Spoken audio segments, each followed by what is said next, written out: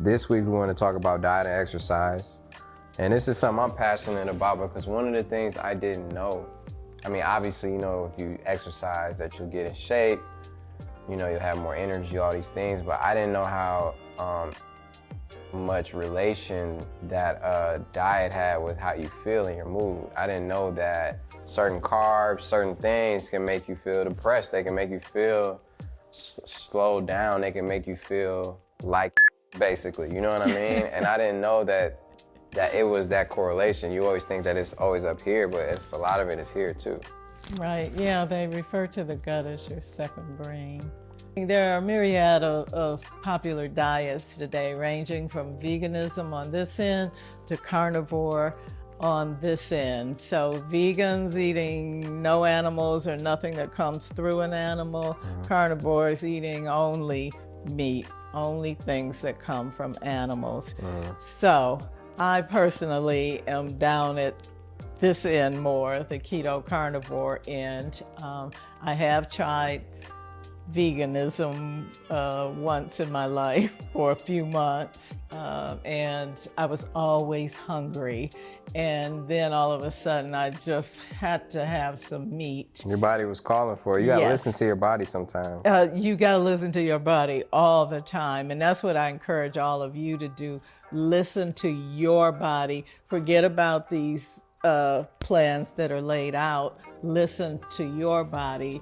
Try them, but pay attention to what's happening to you if you don't have energy. Everything isn't good for everybody. Exactly. You know, I even got a test where, my Outcat test, where it showed me things that weren't good for me, and my list was completely different from your list when you did it. You know what I mean? So it's like you got to pay attention to what's good for you, what isn't good for you. Eggs might be good for somebody. Eggs, for me, are terrible for me. You know what I mean? And beef might be good for somebody. At one point, beef wasn't good for me. Now beef is good for me because of, you know, how I've rearranged my life. So it's something that frequently changes. So that is important, to pay attention to how you feel, and know that just because somebody tells you something is good for you, they may not always be right. Yeah, it's paramount that you listen to your own body. And somewhere in the middle of these two extremes are the paleo diet.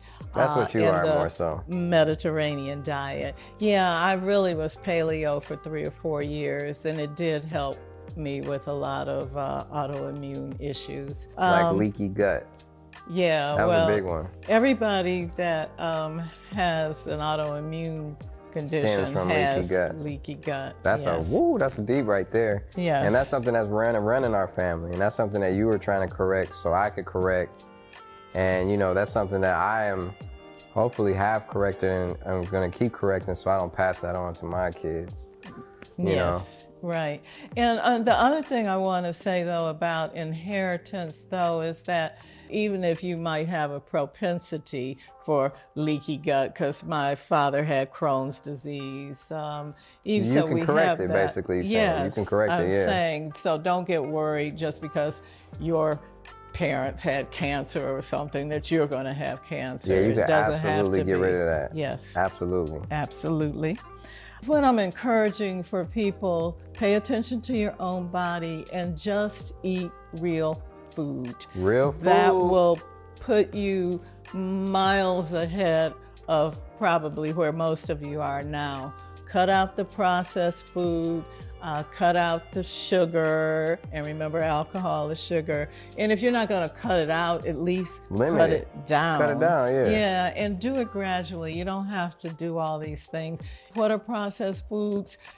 Stuff that comes in packages, stuff that has 2 or 3 more ingredients, and everything is processed food, yeah, basically. You know and if it has long chemical names. You just put a list of like. Yeah, I mean everything. Shop the perimeters of your supermarkets. That's where you can get the vegetables and the fruits and the meat. Right, and that is going to affect how you feel. That's going to affect your efficiency, your focus, your attack, your stamina, your resilience, your skin, your glow, your hair, your I mean, it affects every aspect of you. It affects your body, you know, directly. It affects everything. So it's literally, you are, you know, well, you are what you eat. You feel me? That's the whole saying. Yeah. And that saying has so much meaning to it. And the saying is, to take it a step farther, is you are what you eat.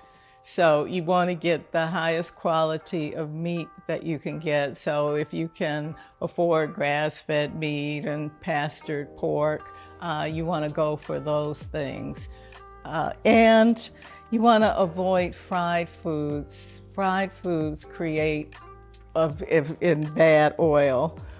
So that's all the seed oils, sunflower seeds, safflower seeds. What can you fry that's not as bad? What can you fry? And this is why you want to do most of your cooking at home, because all restaurants have the cheapest oil. Of course, and they reuse the oil. Yeah, so it's rancid, really. You can use coconut oil, avocado oil, even macadamia nut oil. And olive oil is real good, but not necessarily to cook with. Right, I heard that. You've got to keep it definitely at a lower temperature. So it's best to save your olive oil for your salads. Ultimately, it's up to you to determine what is best for your body.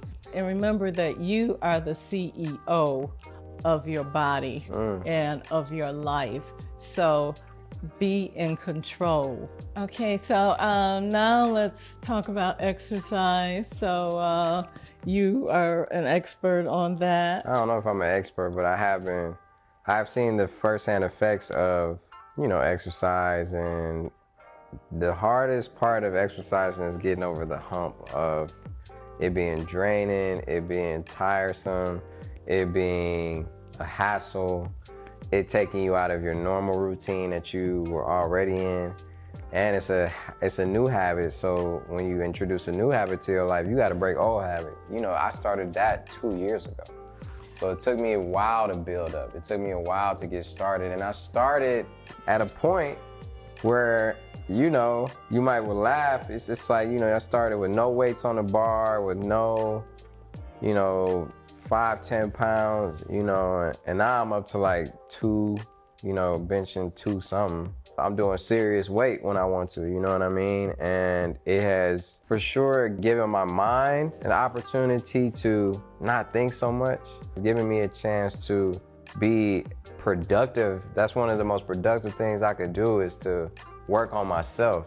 You know what I mean? I'm working on everything else. I'm doing music, I'm doing this, I'm doing that, but I actually got time to work on myself. And it's like, and you see the results. Once you start seeing the results, yeah, that's right. That's when most people start getting it. Yeah. And some people, confidence, you know, and that's why I've also, you know, strengthening my body. And I realized that when you do that to any aspect, it gives you confidence. I've been taking vocal lessons now because I want to strengthen my voice. You know, if I feel like if I do that literally, it'll do it figuratively as well. So it's giving me confidence in that, and definitely working on my body is giving me confidence in how I move, how I walk, how I talk, how I perform. Not necessarily on the stage, but just how I perform in everyday life. Yeah, well, let me say a couple of benefits from exercise that the experts have said. It helps to fight depression and anxiety by releasing endorphins. Definitely do that. It normalizes cortisol, our fight or flight hormones, so it helps reduce stress in that sense. Yeah, it does. It regulates our key hunger hormones, so you don't eat as much. That's true.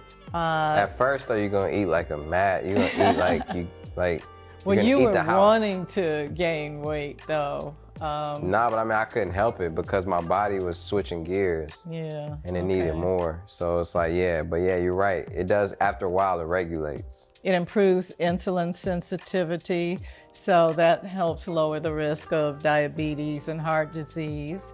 And obviously, your muscles get stronger, your appearance improves, and as we said, it builds your confidence when you know you looking good. And like, not to be super inappropriate with my mom, but it helps out in the in that department, in the department. So let's talk about what's in a good exercise program. I know something stretching for flexibility. Oh, this is where you gotta get it. Don't get it confused. Stretching is just as important as working out. I know people. My engineer, I'm gonna put him on blast. He be trying to work out without stretching, and he'll be your injuries. No, you'll seriously mess yourself up. When I say mess yourself up, you'll mess yourself up to the point of no return. Like, you have to stretch. It's like key that you stretch. You can look up YouTubes on how to stretch, what to stretch. You gotta stretch yourself, especially your hip flexors, your legs, all your legs, your arms, chest. You gotta stretch it, and it takes a few minutes, and you should stretch every day. I know I don't stretch every day, but I stretch at least 4 or 5 times a week, and I stretch twice. Like, I stretch before I work out, and I stretch at the end. Yeah, 'cause I've read that it's important to have a warm up and a cool down. It's real important for to prevent injuries and muscle soreness. It'll help with that. Yeah, you'll be down bad if you don't stretch. So stretching is, I feel like, the #1 most important part of working out is stretching. And then core and balance is also important. That seems to, the stronger your core, it helps your balance. Of course. And I know as you get older, balance is something that you have to work on. Yeah, you gotta strengthen that, because that's like the nucleus of everything, you know what I mean? It's like, that's where everything is linked to your core. Exactly. Then there's strength training. That would be weights or resistance bands or something.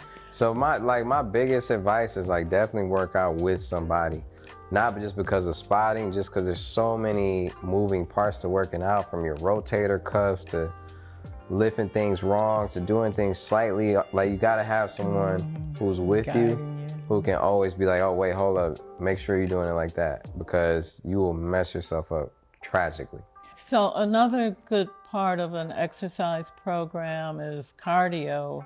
So For sure, cardio is necessary. And I thought, being skinny, that I didn't need so much cardio, but I was like completely wrong, because cardio isn't just like trimming fat and losing weight, which it is good for that, but it's also detoxing. You're also letting out a lot of the toxins. You're also increasing your heart rate, strengthening your heart, strengthening your blood flow, and that literally is one of the most healthiest things you could do, and greatest defense mechanisms too against, like, it heats your body up, so against any type of virus you may have, and it strengthens you up to where it fights the virus too. Like, it does a lot of those things like that. It's a great protecting against colds and things. It literally helps boost your immune system. It directly affects your immune system, the cardio. It's essential, and whether you're fat, skinny, like, you gotta do cardio.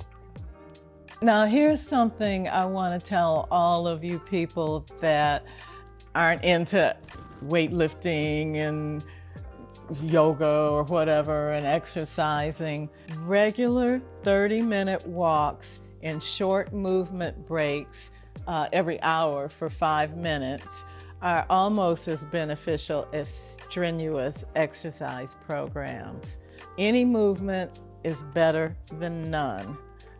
So my advice, if you aren't really going to get in the gym, or if you aren't going to go for long walks or anything like that, is to look for ways you can get in extra movement. Walk up the steps. Now, walking up the steps is a real workout. Instead of the escalator. Yeah.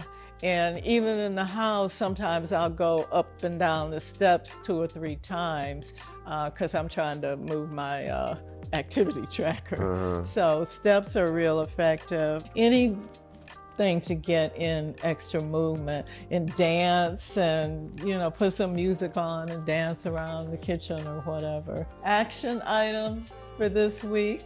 So pick at least 1 diet and 1 exercise activity to do. So here are your 4 choices. Move for 5 minutes every hour for at least 8 hours per day. Walk 30 minutes at least 5 times per week. Clean out all the processed food from your cabinets and refrigerator. Cut down on the number of times you eat fast food. We just wanted to give you a somewhat of a broad overview of like diet and exercise. Like obviously this conversation can go on for hours, you know what I mean? And we would even love to continue it and give you more insight. And like I said, sometimes knowing better, you know, is an advantage. That's your first step, knowing better, then doing better. And listen to yourself. Yes, and the word for the week is JERF, J-E-R-F, which stands for Just Eat Real Food. All right, well, hope this helps. See you next week.